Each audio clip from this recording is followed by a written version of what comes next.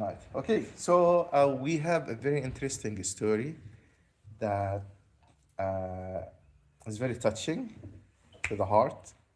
It is about Iman and faith of someone who was very young looking for the truth until finally he found Rasulullah Muhammad sallallahu alaihi wasallam and he became a Muslim. Okay, the story started years before the Messenger sallallahu alaihi wasallam immigrated to Medina.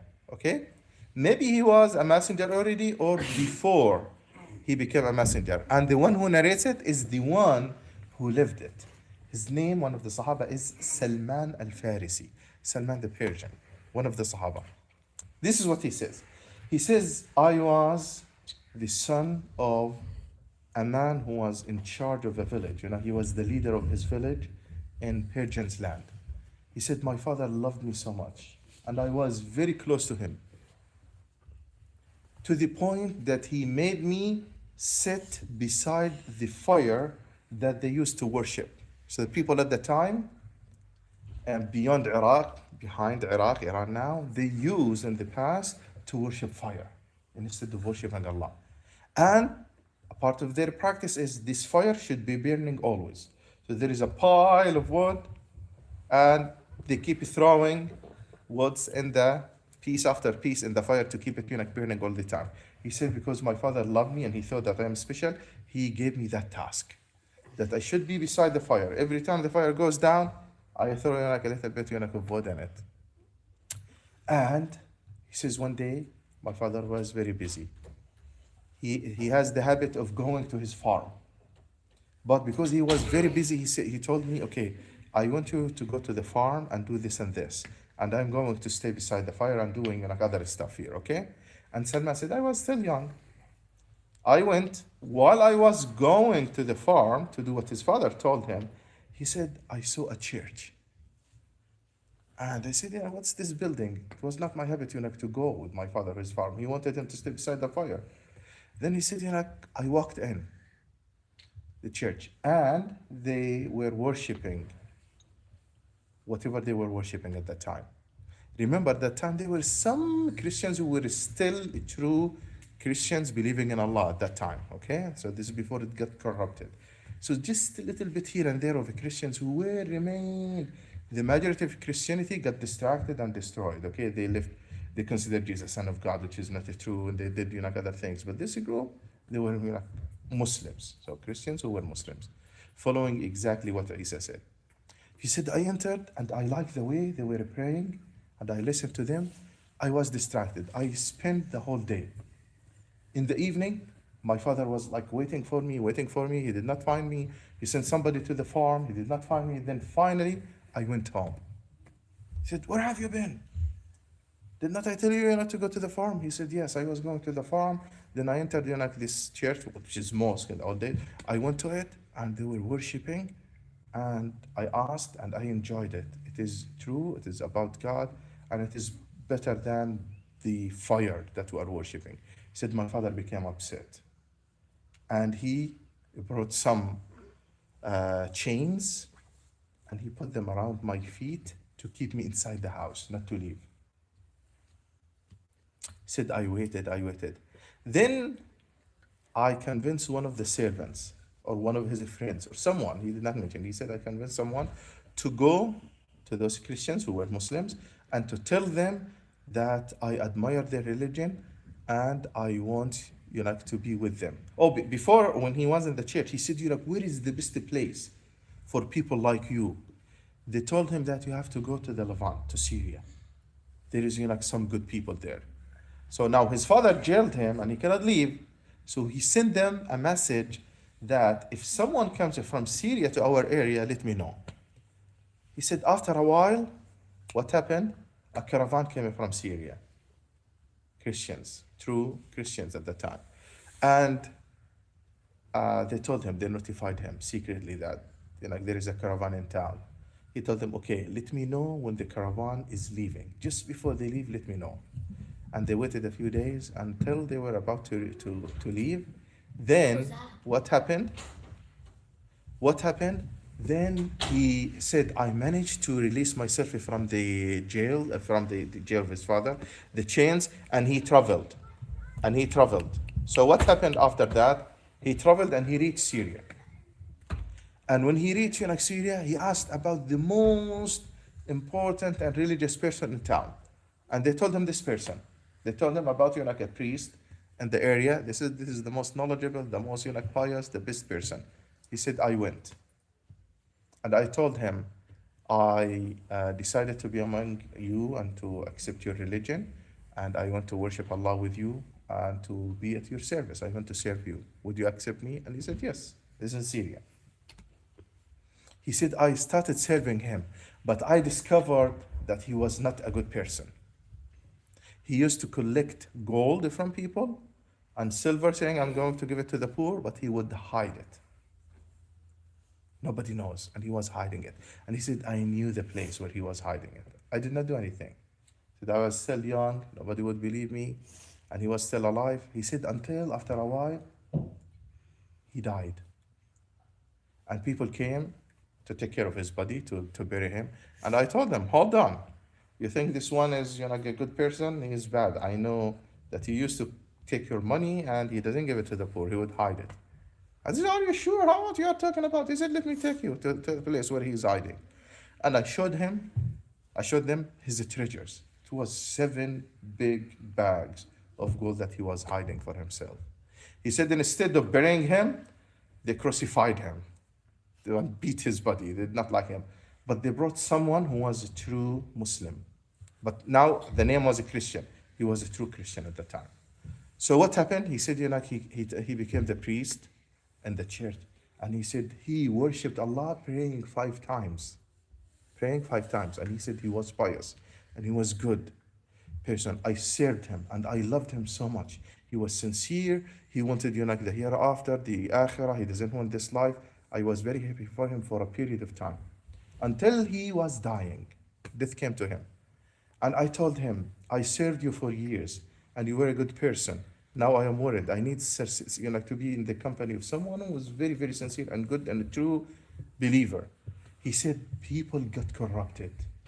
And our religion, the majority of people are not following it. Are not following the religion. Except just a few here and there. He said, can you advise me to go to someone who's sincere and someone who's good to you? He said, yes. Go to Iraq, to Al-Mosul, northern Iraq, and there is someone who is pious and good. He said, I went to him, and he was a good person. I lived with him, praying, doing salah, doing all of the ibadahs that are good. He said, I felt also comfortable with him. Until he was about to die, I told him, I came from Persian land.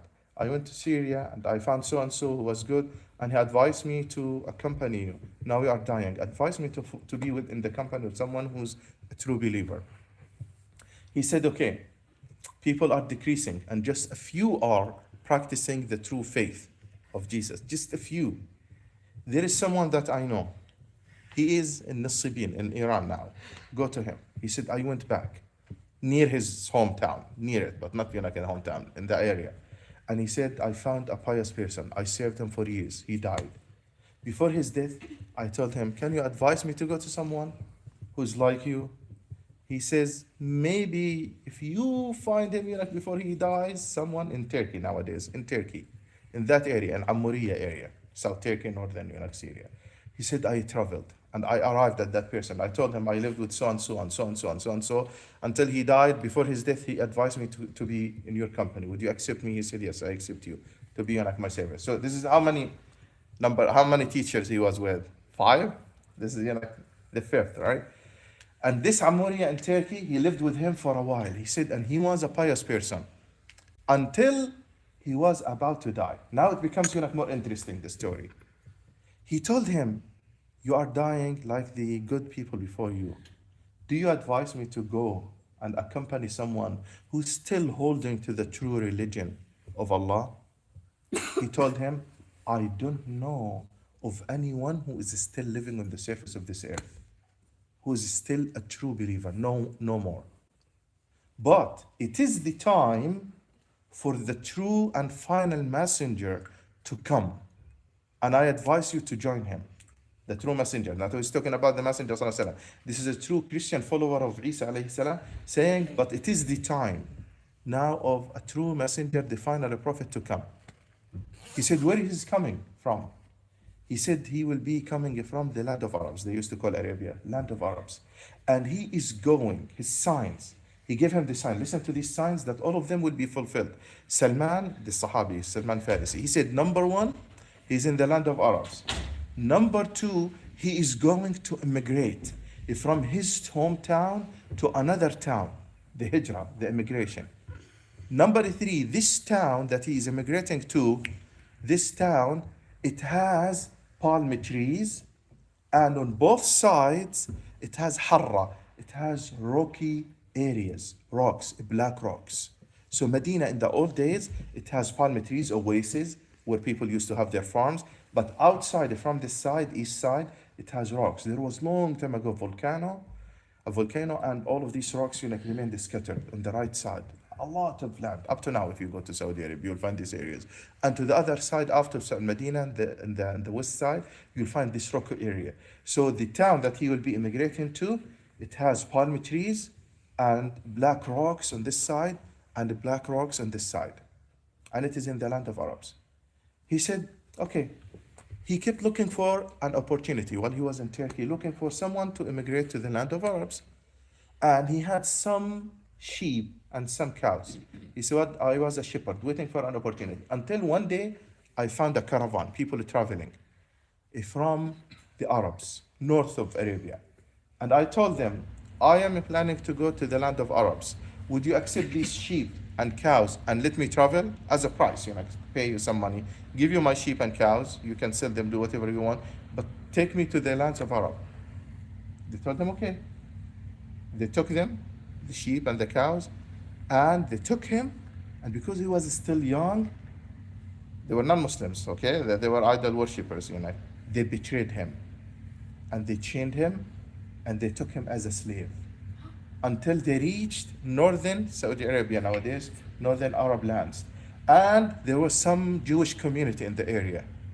And they sold him to a Jewish farmer, okay, in Wadi al-Qura, they call it Wadi al-Qura area. He said, I was very upset because, they tricked me and they were liars and they did not, give me, my money back, and they made me a slave. Now I cannot escape, I cannot do anything. But when I came to that area, I saw some palm trees. I said, maybe this is the area. It is not. This is north of Medina. It is not the area. He said, I remained silent, serving this Jewish farmer, until his cousin from Medina came to visit him, one of his relatives. And he said, I'm looking for a servant. I'm looking for a slave. Can you sell me someone? He said, okay, this one. And he sold me. He said, when I arrived in Medina, I became very happy because I saw palm trees, I saw black rocks on the right side, field, a low, big field with has rocks, black, and on the left side also from the other side. I realized I reached the place that I was looking for. I wanted to reach that area. He said, and I kept in Medina. He said, the Messenger ﷺ became a prophet, but I did not know. I was in Medina. I did not know until he immigrated. I did not know that he appeared. He was waiting for the messenger that he will immigrate to this land. The man in Turkey, before his death, he gave him more signs about the Messenger ﷺ. What was the first sign? That he's from the land of Arabs. Number two, he will immigrate to a land that has palm trees and rocks, black rocks. You know what he told them? He will not eat charity, and he will eat from gift, and between his shoulders there is a special mark that is special between his shoulder and the back. Okay? So three things. Number one, if you give him a charity, you say this is a charity, he will not eat it. Number two, if you gift him something, he will take the gift. Number three, there is a special mark between his shoulders. Okay? So now when he arrived in Medina, this is the land. It is Arab lands, palm trees, and there are some rocks on the side. So what happened next? He said one day, it was the season of palm tree, of dates. He said, I was climbing in a high palm tree. And I was cutting and working and all of that. Then my owner, his master, the Jew, he was visited by another Jew, and they started talking. And he said, I heard them talking about Al-Ansar in Medina, the people in Medina. He said, did you see, those people in Medina? They are like happy with this guy who claims to be a prophet. This guy who, because he immigrated from Mecca to here. Salman Farisi said, I almost fainted and fell off the tree. Almost fainted. This is the news that he was waiting for it. Like someone who immigrated and someone who immigrates to this land. He said, I came quickly from the top of the tree. I came to the to the friend of my master. I said, what did you say? What did you hear? Somebody immigrated, he claims to be a prophet. He said, my master became angry. And his fist, like he beat me and he said, go work. It's not your business. He said, I waited. I worked on that day, like waiting for any opportunity until it was the end of the day. And he said, I had some reward for that work. He gives me some food, some dates. He said, I waited for an opportunity and I took that dates and I went. And he asked about the Messenger ﷺ, and he was in the masjid. He was in the masjid. This is the first time he meets Rasulullah sallallahu alayhi wasallam. So he said, I entered the masjid and he was sitting with his companions. Now we knew the Messenger ﷺ immigrated to Medina and he was sitting with his companions. So he said, I came to him, I greeted him, and I said, I brought something for you and your friends. You have friends who are immigrating, and this is a charity that I have. This is a charity. So you can eat and let your friends eating. You are immigrants, and just I want to help you. This is a charity. He said, when I said charity, the Messenger ﷺ, did he eat from it? He did not. He said, put it, and he told the companions, he said, the Sahaba, he said, you can eat from it, but he did not eat. He said, I spent some time and I left. After that, after a few days, I brought some dates, fresh dates, and I came back. I brought some dates and I went back. And I told him that I brought some dates for you and it is a gift from me. It is not charity. Did the messenger eat from it? Yeah. He said he ate from it. He said this is two. So the first time he said that is one. He doesn't eat charity. Number two, he eats from gift, but not what charity. He said, now I have to see the mark on his back. The mark, a special mark on his back. He said, I waited until somebody died. And they went to the cemetery. And the Messenger ﷺ was sitting there with the companions. He said, I came from behind him and I stood up and I tried to see what is he. He did not stretch his hand, but the Messenger ﷺ, it was not their habit to wear this, the collar. So it was a little bit back, down. And he said, I try to look in, between his shoulder. I did not see it. The Messenger ﷺ realized that this man is trying to see the mark. He said he unbuttoned his shirt and he released his shirt a little bit like that. So I saw the special mark between his shoulder. When I saw it, what happened? He realized that he is the messenger. Now all of the signs were fulfilled, right? So he said, I came down and I hugged him and I started crying and I became a Muslim immediately on the spot. But he was still a slave, right? He was still a slave. He said, I kept working and serving my master until one day I asked the Messenger ﷺ to do something, what to do, how to deal with my master. He said, try to have a deal with him. Try to do something for him. So I went to my master, to the Jewish master, and I told him, I want to be free. What would you like me to give you to be free? And he negotiated with him. He said, okay, you can plant 300 palm trees for me. 300 trees. If your palm, he has a big land and it is empty. He said, if you plant 300 trees in that land and pay 40 coins, small coins of gold, 40, I will give you your freedom. He said, I became very happy. And I came to the Messenger sallallahu alaihi wasallam. He said, I can be free. Just I need your help and the help of Muslims. I need 300 trees to be planted and I need 40 coins of gold. He said, the Messenger sallallahu alaihi wasallam asked Muslims. He said, oh Muslims, Salman wants to be free and he needs your help. So help him with the small trees to plant them, right? The small ones, seedlings. He said they started donating. Some Muslims donated 30. Some of them donated 20 small trees. Some of them 15. Some of them 5. He said, until I had 500. I became very excited. The Messenger sallallahu alaihi wasallam said, oh Salman, go and dig the holes. 300 holes to plant the trees. When you are done, come to me because I'm going to help you. He said, I spent a few days like digging, like whenever he has a free time. He was excited to be free. So he started digging here a hole and a hole and a hole in that land until he dug like 300 holes. Then he said, I went to Rasulullah sallallahu alaihi wasallam. I said, Allah's messenger, the holes are ready and the trees are ready. He said, the messenger sallallahu alaihi wasallam told everyone in the masjid, he said, let us go and help Salman, our brother Salman. He said, all of us, he's Persian. You remember how Islam is bringing everybody together, right? So the Messenger sallallahu alaihi wasallam said, let us go and help our brother Salman. He said, we went. And the Messenger sallallahu alaihi wasallam himself planted them on that day. Some people would handle him, and he would put it sallallahu alaihi wasallam, and he moves to the next hole. So the Sahaba after that, they put like the dirt, and they put some water, and they arrange it, okay? They are helping. But the one who planted them was Rasulullah sallallahu alaihi wasallam. How many trees after that died? Usually when you planted new trees, some of them will die, some of them will come up, right? Salman says, Wallahi, none of them died. All of them came alive. Then, after a while, I said, Allah's messenger, we finished the trees, but still I need the gold. And he said, it happened that the Messenger sallallahu alaihi wasallam had a piece of gold like that. He said, like a small egg of a bird.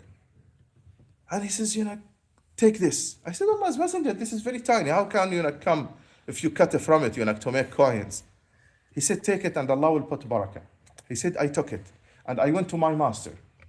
And I said, okay, I'm going to give you the 4 small coins from this gold. He said, I started cutting and cutting and cutting and cutting and cutting. He said, I gave him a small one, but Allah put barakah in it, a blessing. He said, it was enough to give him back whatever he had. And I became free. The Salman Al-Farisi. What happened? He said, after that, I continued to live with Rasulullah sallallahu alaihi wasallam all the way until he died.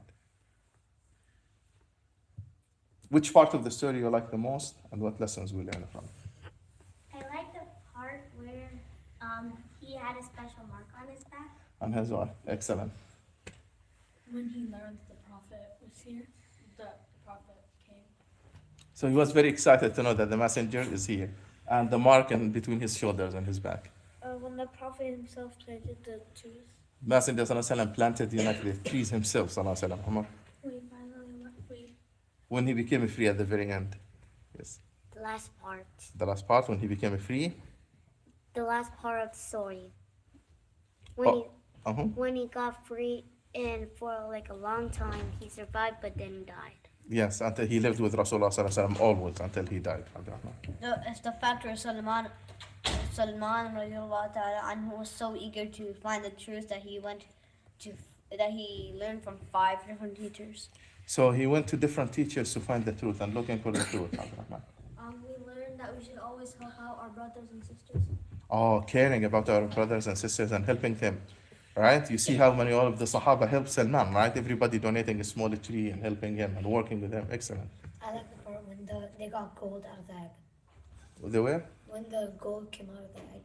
Oh, a small amount of gold, but Allah subhanahu wa ta'ala put barakah in it and it was enough to pay everything for him. I didn't remember that. Excellent. Huh? I didn't remember that. You don't remember that? I didn't remember that, I think. Okay, it's fine. You remember it now, right?